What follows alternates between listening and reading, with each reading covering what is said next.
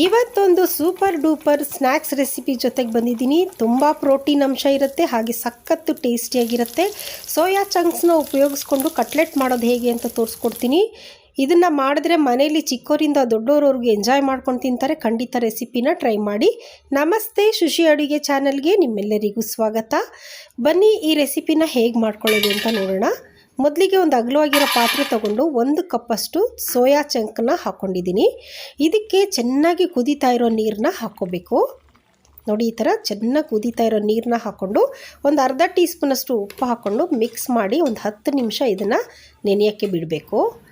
ಅಷ್ಟೊತ್ತಿಗೆ ಇಲ್ಲಿ ನಾವು ಏನು ಇಂಗ್ರೀಡಿಯೆಂಟ್ಸ್ ಬೇಕು ಅಂತ ನೋಡ್ಕೊಳ್ಳೋಣ.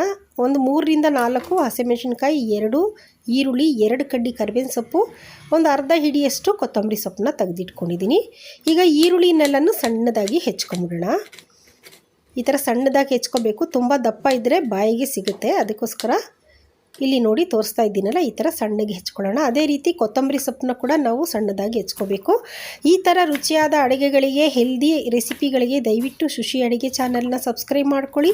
ನಿಮ್ಮ ಫ್ಯಾಮಿಲಿಗೆ, ಫ್ರೆಂಡ್ಸ್ಗೆ ದಯವಿಟ್ಟು ಶೇರ್ ಮಾಡಿ. ಹಾಗೆ ನನ್ನ ಚಾನಲ್ನ ಸಬ್ಸ್ಕ್ರೈಬ್ ಮಾಡ್ದಿರ ನೋಡ್ತಾ ಇರೋರು ದಯವಿಟ್ಟು ನನ್ನ ಚಾನಲ್ನ ಸಬ್ಸ್ಕ್ರೈಬ್ ಮಾಡಿಕೊಂಡು ನನಗೆ ಸಪೋರ್ಟ್ ಮಾಡಿ. ಈ ಥರ ಸಣ್ಣದಾಗಿ ಕೊತ್ತಂಬರಿ ಸೊಪ್ಪನ್ನ ಕಟ್ ಮಾಡಿ ಇಟ್ಕೊಂಡಿದ್ದೀನಿ. ಅದೇ ರೀತಿ ಹಸಿಮೆಣಸಿನ್ಕಾಯಿನ ಕಟ್ ಮಾಡ್ಕೊಳ್ಳೋಣ. ಇಲ್ಲಿ ನಾನು 2 ಕಡ್ಡಿಯಷ್ಟು ಕರಿಬೇವಿನ ಸೊಪ್ಪನ್ನ ಸಣ್ಣದಾಗಿ ಹೆಚ್ಚಿಬಿಟ್ಟು ಬಳಸ್ಕೊತಾ ಇದ್ದೀನಿ. ಅಡುಗೆಗಳಲ್ಲಿ ಹಾಕಿದ್ರೆ ಇದನ್ನು ತಿನ್ನಲ್ಲ, ತೆಗೆದು ಸೈಡಲ್ಲಿ ಇಟ್ಬಿಡ್ತಾರೆ. ಈ ಥರ ಸ್ನ್ಯಾಕ್ಸ್ಗಳು ಮಾಡೋವಾಗ ಕರಿಬೇವಿನ ಸೊಪ್ಪನ್ನ ಸಣ್ಣದಾಗಿ ಹೆಚ್ಚಿಬಿಟ್ಟು ಮಾಡಿಕೊಡಿ, ಅವ್ರಿಗೆ ಗೊತ್ತೇ ಆಗಲ್ಲ. ಇದು ಆರೋಗ್ಯಕ್ಕೂ ಕೂಡ ಬಹಳ ಒಳ್ಳೆಯದು. 10 ನಿಮಿಷ ನೆಂದಿದೆ ನೋಡಿ ಈ ಸೋಯಾ ಚಂಕ್ಸು. ಇದನ್ನು ಚೆನ್ನಾಗಿ ಈಗ ಹಿಂಡ್ಕೊಂಬಿಡೋಣ. ನೋಡಿ, ಈ ಥರ ನೊರೆ ಬರುತ್ತೆ. ಈ ಥರ ಹಿಂಡ್ಕೊಂಡು ಆ ನೀರನ್ನೆಲ್ಲ ಚೆಲ್ಲಿ ಮತ್ತೆ ಒಂದು ಸಲ ನಾನು ಬೇರೆ ನೀರು ಹಾಕ್ಕೊಂಡು ಜಾಲಿಸ್ಬಿಟ್ಟು ಹಿಂಡಿ ಇಟ್ಕೊಂಡಿದ್ದೀನಿ. ಸೋಯಾ ಚಂಕ್ಸಿಂದ ಏನಾದರೂ ರೆಸಿಪಿ ಮಾಡಿ ಅಂತ ನನಗೆ ಕೇಳ್ತಾಯಿದ್ರು. ಅದಕ್ಕೋಸ್ಕರ ಇವತ್ತು ಸೋಯಾ ಚಂಕ್ಸ್ನ ಉಪಯೋಗಿಸ್ಕೊಂಡು ಕಟ್ಲೆಟ್ ಮಾಡೋದು ಹೇಗೆ ಅಂತ ತೋರಿಸ್ಕೊಡ್ತೀನಿ. ಈಗ ಇದೆಲ್ಲ ಹಿಂಡಿದಾಯಿತು. ಇದನ್ನು ಒಂದು ಪ್ಲೇಟಲ್ಲಿ ಹಾಕೊಂಬಿಡೋಣ. ಈಗ ಇದನ್ನು ಒಂದು ಮಿಕ್ಸಿ ಜಾರಲ್ಲಿ ಅರ್ಧದಷ್ಟು ಹಾಕ್ಕೊಂಡು ಪಲ್ಸ್ ಮೋಡಲ್ಲಿ ಒಂದು 2-3 ಸಲ ನಾವು ತಿರುಗಿಸಿದ್ರೆ ಈ ಥರ ತರತರಿಯಾಗುತ್ತೆ. ನೋಡಿ, ಇಷ್ಟು ತರತರಿಯಾಗಾದರೆ ಸಾಕು. ಇದನ್ನು ಒಂದು ಪ್ಲೇಟ್ಗೆ ಟ್ರಾನ್ಸ್ಫರ್ ಮಾಡ್ಕೊಂಬಿಡೋಣ. ಉಳಿದಿದ್ದು ಎಲ್ಲ ಸೋಯಾ ಚಂಕ್ಸು ಕೂಡ ಹಾಕ್ಕೊಂಡು ನಾನು ಪಲ್ಸ್ ಮೋಡಲ್ಲಿ ಇದನ್ನು ತರತರಿಯಾಗಿ ರುಬ್ಬಿ ತೆಗೆದಿಟ್ಕೊಂಡಿದ್ದೀನಿ.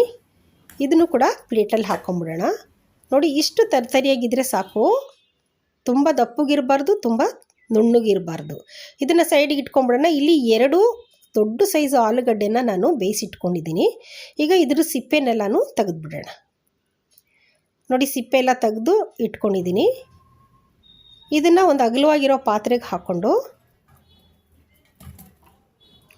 ಮ್ಯಾಶರ್ ಅಥವಾ ಕೈ, ಮಂತು, ಫೋರ್ಕು ಏನಿದ್ರೂ ಕೂಡ ಪರವಾಗಿಲ್ಲ, ಅದರಲ್ಲಿ ಮ್ಯಾಶ್ ಮಾಡ್ಕೊಳ್ಳಿ. ಇದು ಗಂಟಿರಬಾರ್ದು, ನುಣ್ಣಗಿರಬೇಕು.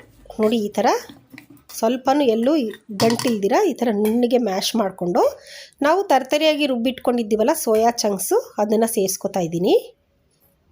ಹಾಗೆಯೇ ಕೊತ್ತಂಬರಿ ಸೊಪ್ಪು, ಹಸಿಮೆಣಸಿನ್ಕಾಯಿ, ಕರಿಬೇವಿನ ಸೊಪ್ಪನ್ನೆಲ್ಲ ಸಣ್ಣಗೆ ಹೆಚ್ಕೊಂಡಿದ್ವಲ್ಲ ಅದು ಕೂಡ ಸೇರಿಸ್ಕೊಂಡು, ಈರುಳ್ಳಿ ಕೂಡ ಸಣ್ಣದಾಗಿ ಹೆಚ್ಕೊಂಡಿದ್ವಲ್ಲ ಅದು ಕೂಡ ಸೇರಿಸ್ಕೊತಾ ಇದ್ದೀನಿ.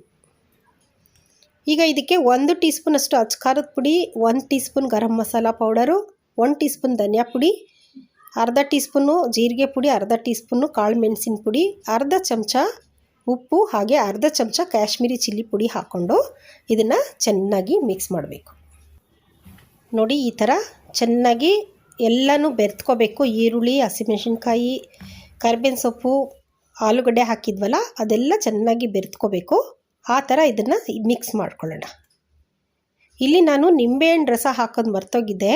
ಅರ್ಧ ನಿಂಬೆಹಣ್ಣು ರಸನ ಹಾಕೋತಾ ಇದ್ದೀನಿ. ಹಾಗೆ ಇಲ್ಲಿ ಟೇಸ್ಟ್ ಮಾಡಿಕೊಂಡು ಉಪ್ಪು ಕಮ್ಮಿ ಇತ್ತು ಅಂತ ಹಾಕ್ಕೊಂಡಿದ್ದೀನಿ.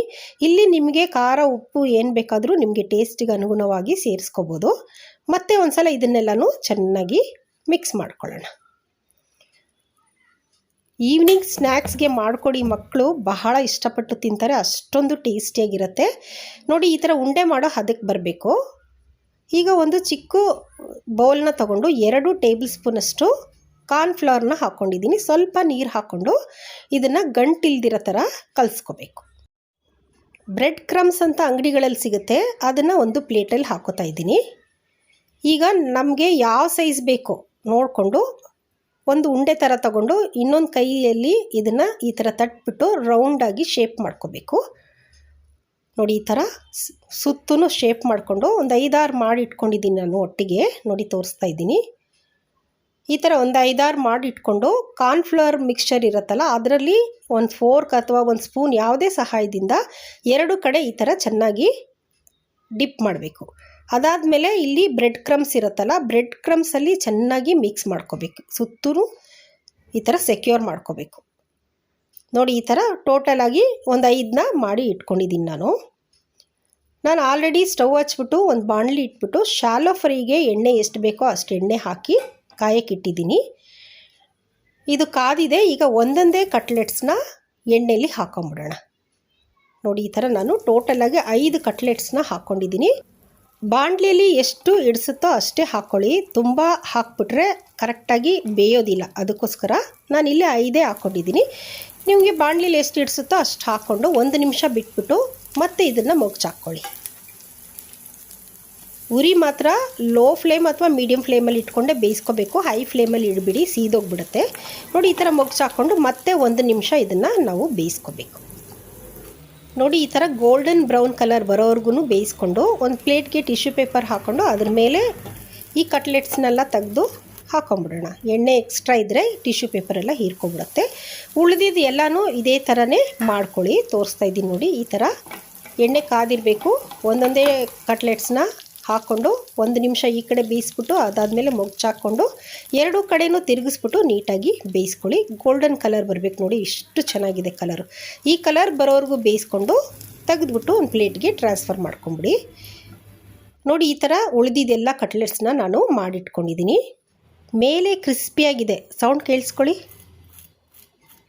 ಒಳಗಡೆ ಸಾಫ್ಟಾಗಿರುತ್ತೆ. ನೋಡಿ, ಈಗ ತೋರಿಸ್ತೀನಿ ನಾನು. ಟೊಮೊಟೊ ಸಾಸ್ ಜೊತೆಗೆ ತಿಂತಾಯಿದ್ರೆ ಸಖತ್ತಾಗಿರುತ್ತೆ. ಬೇಸಿಗೆ ರಜಾ ಮಕ್ಕಳೆಲ್ಲ ಮನೆಯಲ್ಲೇ ಇರ್ತಾರೆ. ಈವ್ನಿಂಗ್ ಸ್ನ್ಯಾಕ್ಸ್ಗೆ ಈ ರೆಸಿಪಿನ ಮಾಡಿಕೊಡಿ. ಪ್ರೋಟೀನ್ ಇರೋದ್ರಿಂದ ಹಾಗೆ ಹೆಚ್ಚು ಎಣ್ಣೆ ಬಳಸದೆ ಮಾಡ್ತಾ ಇರೋದ್ರಿಂದ ಆರೋಗ್ಯಕ್ಕೂ ಕೂಡ ಬಹಳನೇ ಒಳ್ಳೆಯದು.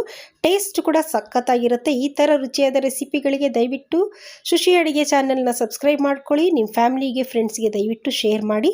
ನನ್ನ ಚಾನಲ್ನ ಸಬ್ಸ್ಕ್ರೈಬ್ ಮಾಡಿದಿರ ನೋಡ್ತಾ ಇರೋರು ದಯವಿಟ್ಟು ನನ್ನ ಚಾನಲ್ನ ಸಬ್ಸ್ಕ್ರೈಬ್ ಮಾಡ್ಕೊಂಡು ನನಗೆ ಸಪೋರ್ಟ್ ಮಾಡಿ. ನೆಕ್ಸ್ಟ್ ರೆಸಿಪಿ ಜೊತೆಗೆ ಸಿಗ್ತೀನಿ. ಅಲ್ಲಿವರೆಗೂ ಟೇಕ್ ಕೇರ್. ಬಾಯ್.